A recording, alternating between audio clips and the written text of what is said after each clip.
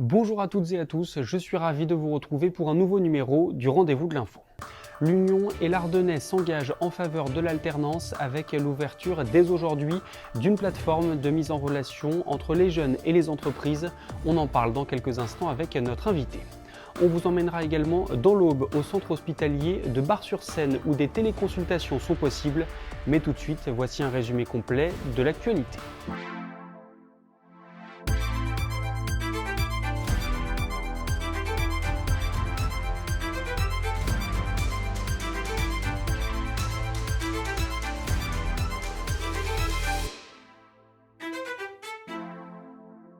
Un rassemblement contre l'extrême droite aura lieu ce jeudi entre 11h30 et 13h30, place Museux à Reims. Cette initiative des étudiants de Sciences Po s'accompagne d'une campagne d'affichage dans différents établissements de la ville. Sciences Po donc, mais aussi Neoma ou encore le campus Croix-Rouge de l'université de Reims-Champagne-Ardenne. Le mot d'ordre, pas une seule voix à Marine Le Pen. La préfecture de la Marne a annoncé ce mardi avoir pris la décision de maintenir les restrictions instaurées depuis la découverte de la présence du virus de l'influenza aviaire hautement pathogène autour du lac du Der. Conséquence, les promeneurs doivent continuer de se tenir éloignés des zones concernées. Ces mesures restrictives pourront être levées à partir du 19 avril si aucun nouvel oiseau infecté n'est découvert d'ici là. Et puis c'est une annonce qui va en partie révolutionner le monde des déchets au sein d'Ardennes Métropole. Dès le 1er juin, les 6 déchetteries du territoire ne seront plus accessibles sans carte. Il y aura une période de tolérance les premières semaines pour laisser aux habitants le temps de s'informer et de commander un badge qui sera gratuit. Les précisions dans votre journal de jeudi.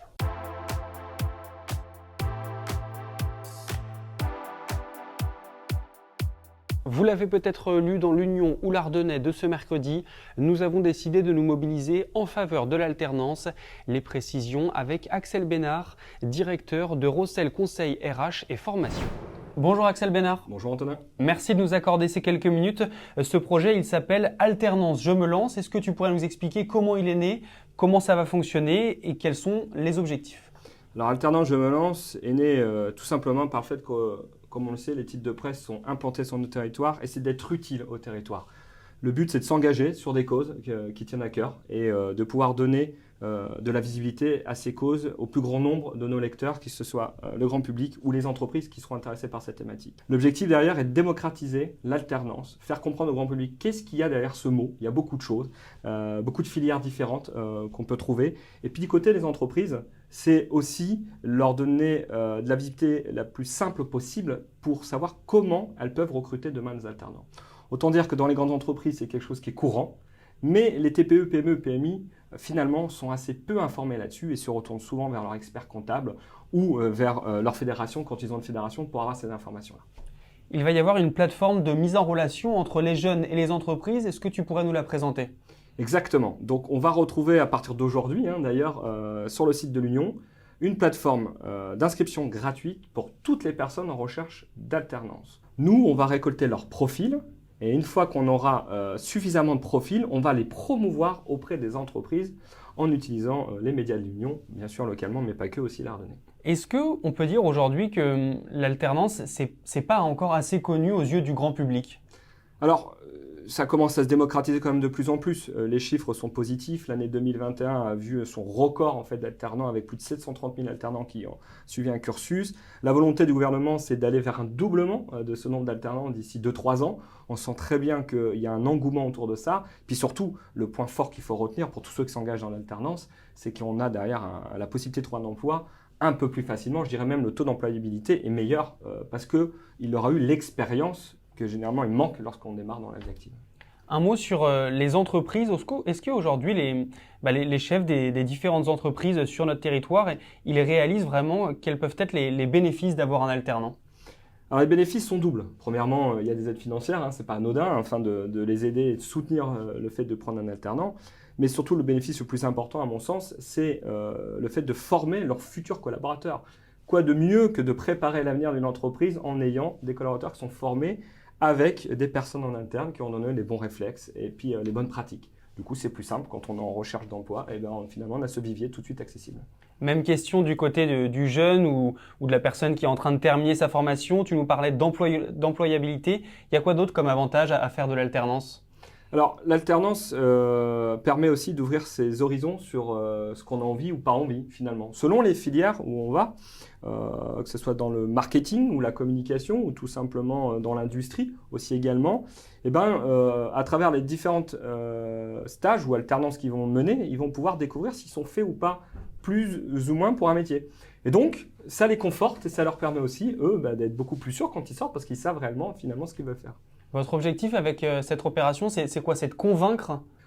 J'irai pas convaincre parce que aujourd'hui, je suis pas à la place des personnes qui vont aller en alternance, ni des parents qui pourraient le conseiller d'ailleurs à leurs enfants. Mais moi, mon objectif, c'est de dire la France aujourd'hui connaît une vraie pénurie sur beaucoup de métiers où on a du mal à recruter et qui sont des métiers extrêmement intéressants, mais qui sont pas mis en avant.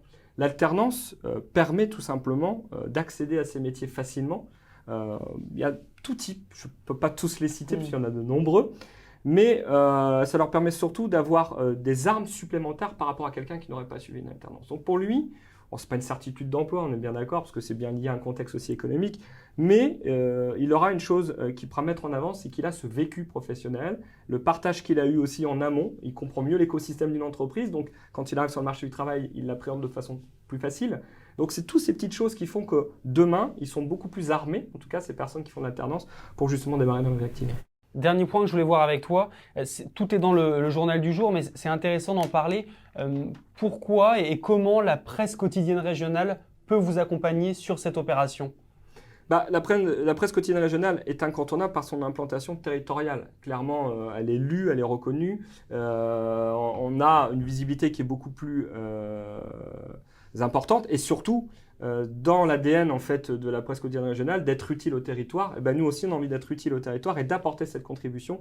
Et quoi de mieux que faire appel à l'Union Lardonnais pour justement porter haut et fort les couleurs d'Alternance Je me lance. Merci Axel. Et pour conclure cet échange, voici 5 choses à savoir sur l'alternance dans les grandes écoles.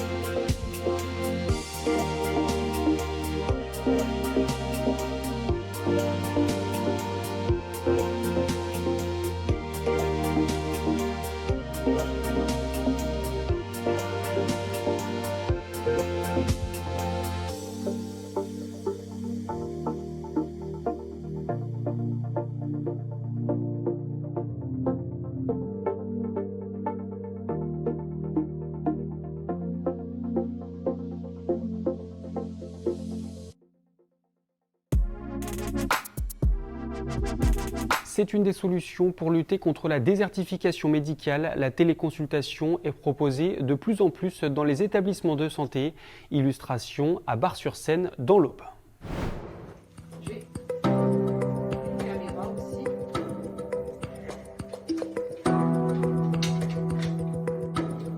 Qui sert pour regarder soit dans la gorge, soit je sais pas, ce qu'il fait.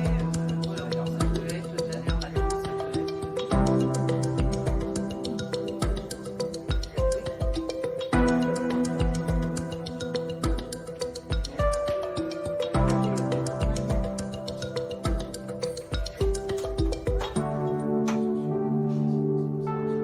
Voilà, le stéthoscope, bon, aussi bien pour le cœur, et là c'est grâce au médecin qui nous guide. Une petite démonstration. La carte vitale ici. Donc là j'ai l'identité de mon patient. Hop. Je tape sur la carte vitale et tu vas apparaître. Virer Sylvie, t'es né le, nanana, et tu vois. Après, je valide. Et après, je peux rentrer donc la température, la taille, le poids, la tension, la fréquence cardiaque, l'oxymétrie. Et là, je tape ton motif de consultation. Voilà. Et après, j'ai le médecin qui apparaît et la consultation commence. Voilà, je lui envoie directement toutes mes données, il les a reçues, je lui envoie et après c'est lui qui pose des questions. Et puis à la fin, eh ben, écoute, il y a une icône avec toutes les ordonnances qui sortent et que j'imprime là. Une caméra aussi. C'est la fin de cette édition. Je vous retrouve ce jeudi à partir de 18h pour un nouveau numéro du Rendez-vous de l'info. Et d'ici là, l'actualité se poursuit sur nos différents sites internet.